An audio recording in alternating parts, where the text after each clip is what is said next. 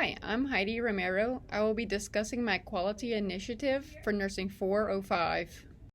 After meeting with my mentor, it was decided that the presenting problem with our medical surgical unit is responsiveness of hospital staff to patient call bell lights. This measure is reported through the Hospital Consumer Assessment of Healthcare Providers and Systems, also known as HCAHPS. This is a survey that is provided to patients that are discharged in our facility that have stayed at least one midnight and were inpatient status.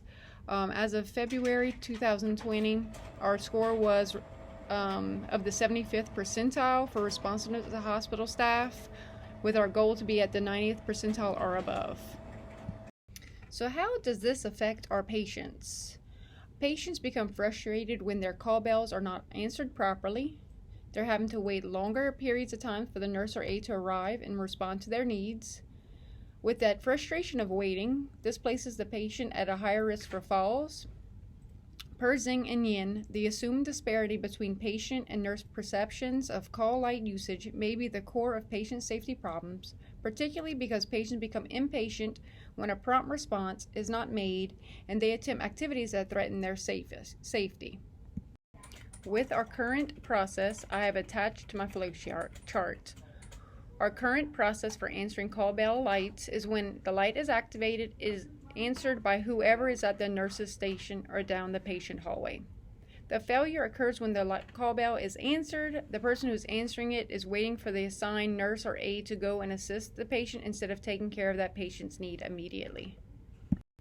I found 3 causes of the problem with responsiveness of hospital staff. The first cause is lack of teamwork on our unit, lack of communication between patients and nurses, and a high patient-to-nurse ratio.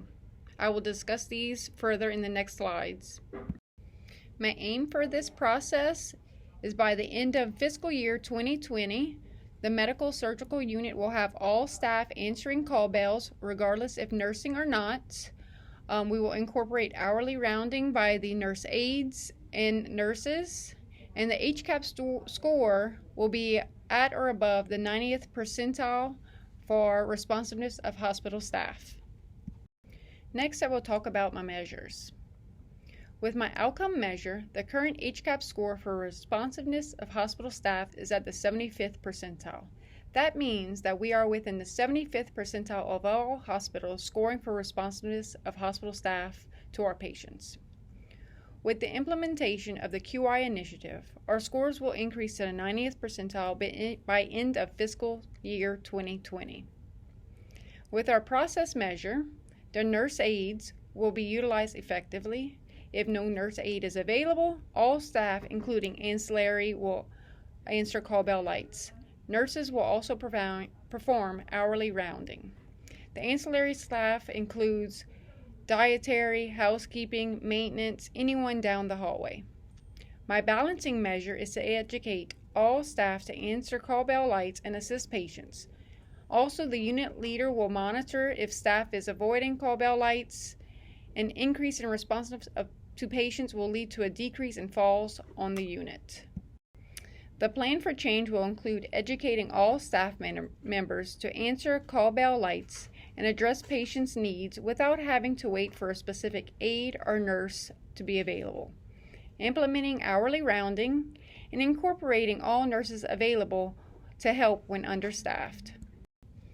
I will start with educating all of the staff. By having all staff on the unit address the needs of the call bell lights, regardless if it is their patient or not, they can assist with responsiveness of hospital staff. Nurses and assistants expressed that having nursing staff work together to rapidly answer call lights is essential to preventing patient falls. We will educate nurses, aides, housekeeping, dietary, therapy, maintenance, etc. Anyone who walks down that hallway, when they see a light in the hall or hear a beep at the nurse's station, answer it. Ancillary staff can answer the light, and if they can provide the assistance, they will. If they're unable to provide the assistance, they will give the patient an estimated time limit for someone to help them. If they do provide assistance, they will also follow up with the nursing staff to let them know what assistance they provided. While call lights should always be answered promptly, it is equally important for the person answering the light to follow through on the patient's request. The education process will be done in a form of a meeting with all departments as well as a follow-up email. At this meeting, the why we're making this change will be provided, as well as what our projected outcome will be with these new changes. We will implement hourly rounding. This allows for predictability on when the nurse will return to the patient's room and allows staff to check on the patient before the patient has the opportunity to call the nurse's station.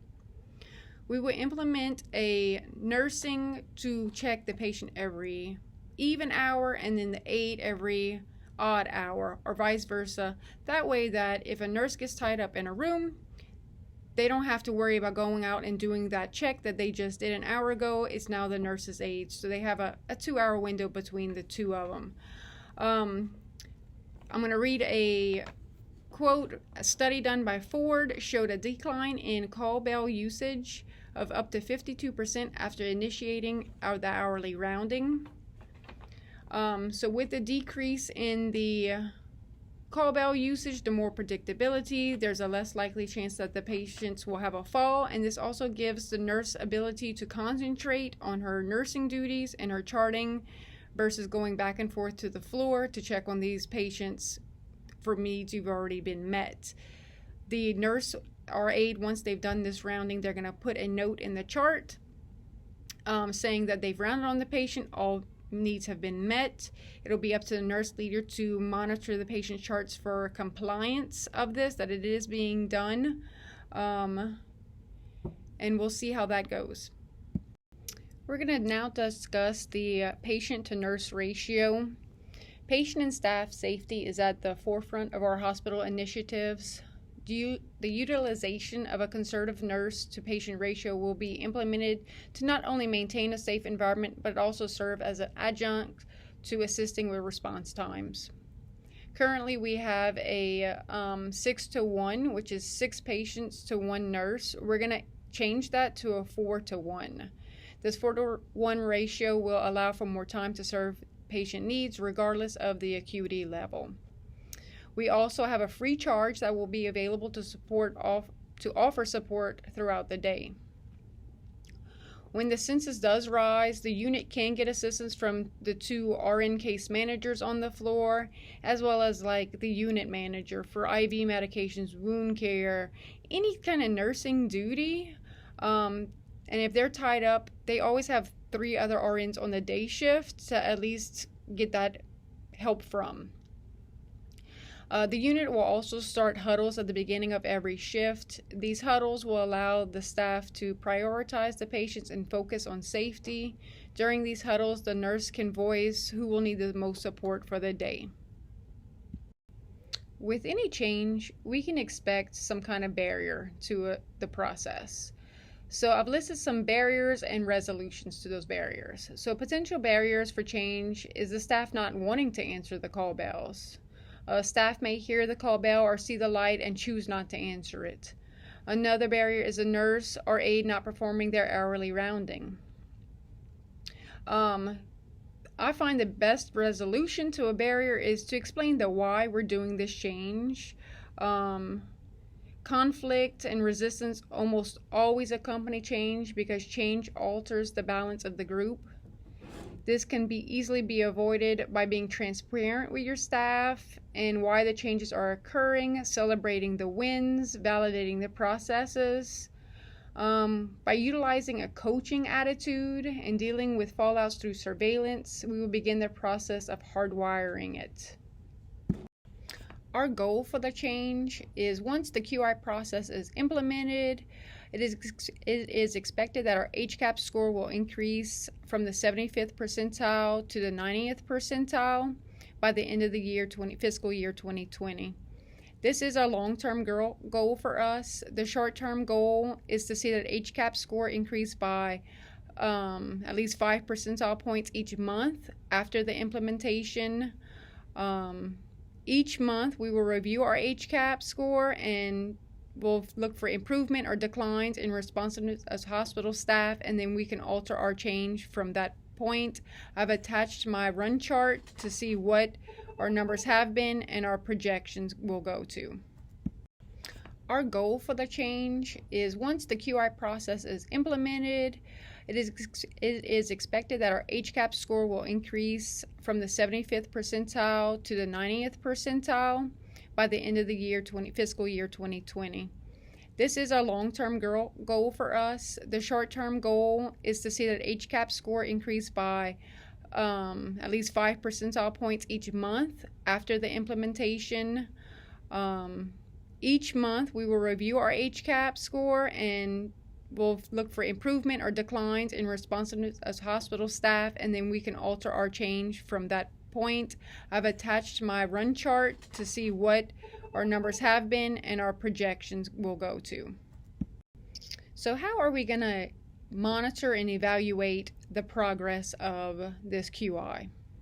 It is projected that each month after the initiative, the HCAHPS score will increase by 5% to reach a 90th percentile by the end of fiscal year 2020. So we'll just monitor each month's HCAHPS score to compare the data collected to the aims and measures for responsiveness of hospital staff. The results collected after the start of the new initiative will be compared to the data from the months before the initiative was started. With the success of the quality initiative, it will be up to the medical surgical leader to continue the process with her nurses and keep reorienting them to them if they start to move away from like their huddles or their hourly rounding. The medical surgical leader will also be performing those chart checks for hourly rounding, as well as going into patient's room before they leave for discharge to ask them any of these targeted questions to help correct any real-time concerns before the patient leaves the hospital and gets the survey in the mail. The ancillary leaders will also be involved in continued education for their staff on how to answer the call bell light and what to do once it is answered. This is going to be an ongoing process. We will probably have to tweak it as we go, but we look forward to rolling this out and seeing the numbers improve. Thanks.